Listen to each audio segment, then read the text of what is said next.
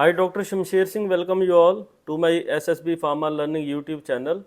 In this video, I will discuss with you about tobacco and how nicotine which is present in tobacco affect our body. आज मैं कुछ questions आप लोगों के साथ discuss करूंगा कि whenever the smoker they commonly use cigarette for the smoking, वो क्यों करते हैं सिगरेट को use, what is the psychological effect of cigarette on our body, on the brain, and what are the phenomena which are related to the cigarette smoking, and how the cigarette smokers they are abused or habitual toward this type of the problems.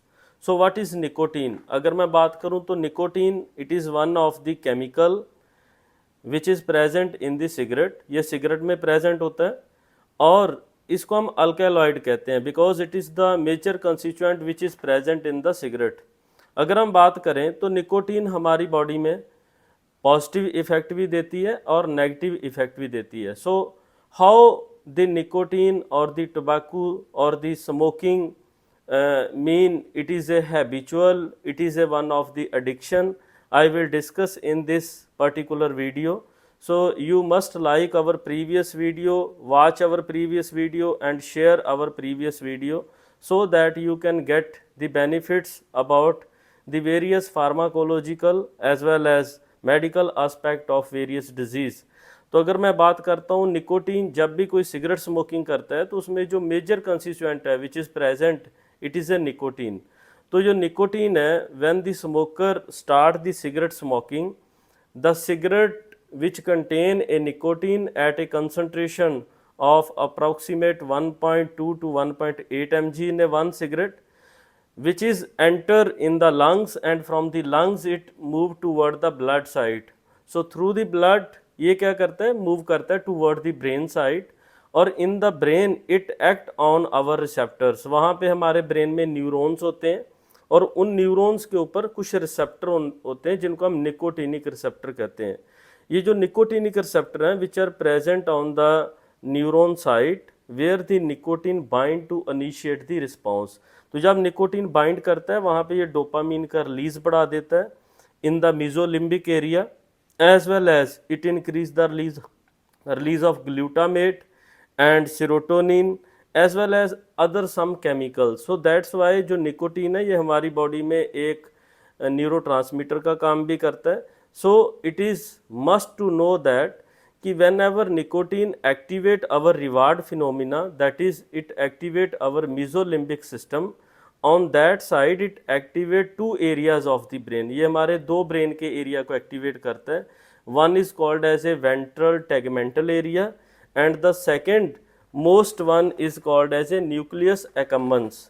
सो ये जो ventral tegmental area है और nucleus accumbens है, both are involve particularly in the you know behavior. They are required for our happiness, they are required for our body movements or whatsoever most of the activity we perform. तो उसमें ये क्या करता है, after the activation they it increase the level of dopamine in the mesolimbic area. जब हमारे brain में mesolimbic area में डोपामिन का लेवल बढ़ता है तो वो हमें एक हैप्पीनेस देता है, खुशी देता है और उसके साथ साथ मोटिवेशन देता है, उसके साथ साथ ये एक्टिवेट करता है टू डू सम वर्क. तो इसलिए ये जो प्रॉपर्टीज़ हैं निकोटीन की, वेन एवर द ड्रग और when ever the smoker start nicotine consumption और सिगरेट स्मोकिंग, तो उसके ब्रेन में जो डोपामिन का लेवल बढ़ा हुआ है उससे उसको स्टिमुलाई मिलता है कुछ भी करने का. Because at the initial stage ऐसा देखा गया है कि सिगरेट स्मोकिंग जो है वो एंगरनेस को कम करता है, हैप्पीनेस को इम्प्रूव करता है, बॉडी मूवमेंट्स को इम्प्रूव करता है, स्ट्रेस को कम करता है और बॉडी की परफॉर्मेंस को बढ़ाता है. But when ever the smoker continuously do the cigarette smoking, उस केस में क्या होता है, निकोटीन की जो टॉलरेंस बढ़ जाती है. तो day by day the smoker will increase the consumption of the nicotine. जब वो अपनी कंजम्पशन को बढ़ाता है तो उसके केस में हमारी बॉडी में एडवर्स इफेक्ट स्टार्ट हो जाते हैं. So instead of increasing dopamine it start to reduce dopamine. Instead of happiness there is a increase in the angerness. Instead of muscle relaxation, there will be a pain in the muscle, and instead of it also at the initiate level reduce the appetite। तो जब वो cigarette छोड़ता है तो उसकी जो apatite है, जो हंगरनेस है, जो भूख है, वो बढ़ जाती है।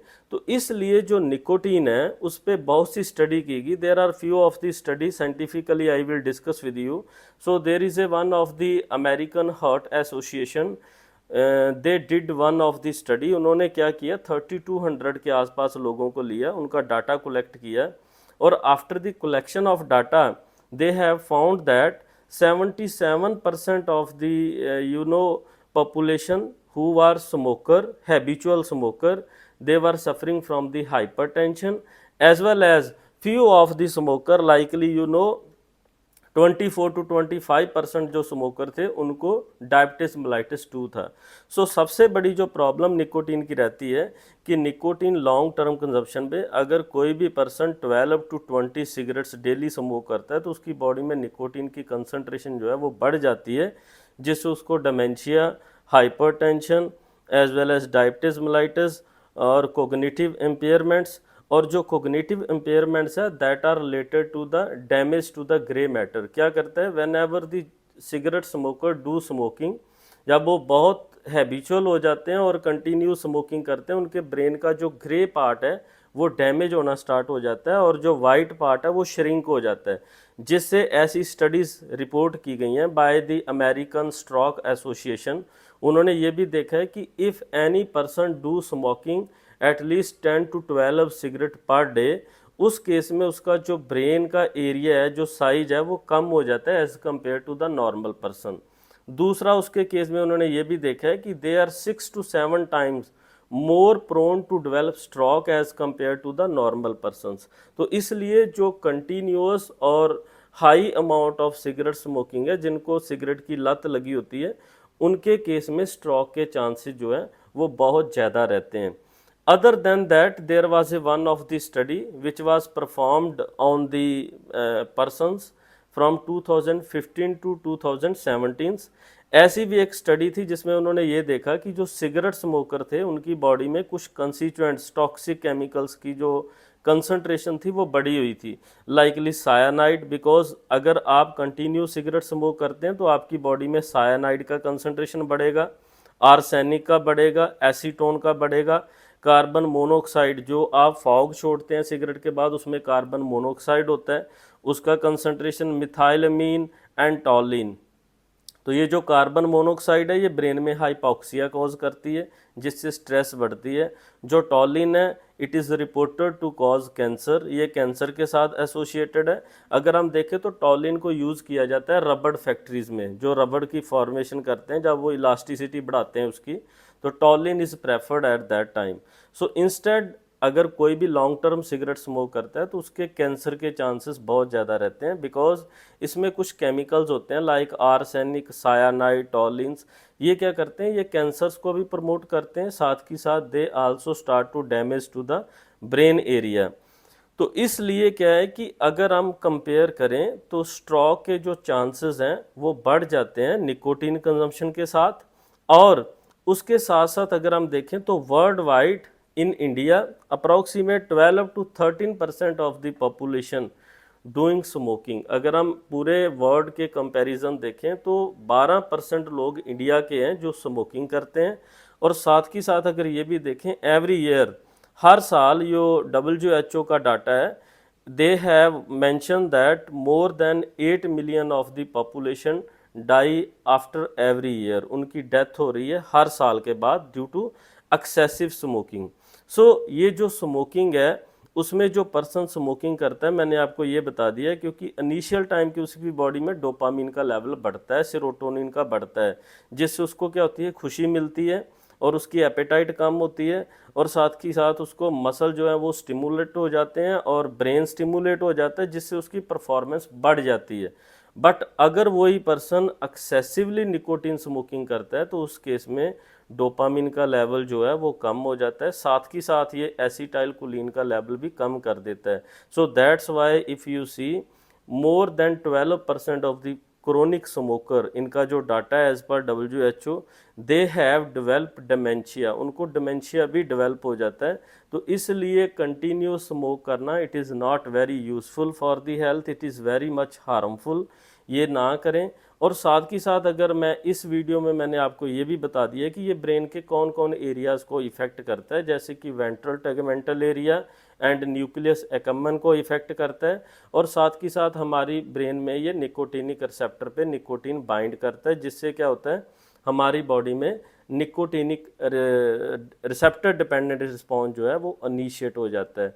सो इस वीडियो में मैंने आप लोगों के साथ जो निकोटीन के बॉडी पे इफ़ेक्ट हैं, कैसे इफ़ेक्ट करता है, वो डिस्कस किए हैं। In the coming video I will discuss with you that how you can lapse this tobacco smoking, आप टोबैको स्मोकिंग को कैसे छोड़ सकते हैं, आप निकोटीन कंजम्पशन को कैसे कम कर सकते हैं। बिकॉज ऐसा भी डाटा मिला है फ्रॉम द WHO कि nicotine smoking also increase the problem of sleep apnoea, उन लोगों को नींद नहीं आती। सो इस टाइप की वीडियोस को आप लाइक करें, वॉच करें, SSB फार्मा लर्निंग चैनल को आप सब्सक्राइब करें। You are welcome, thank you very much.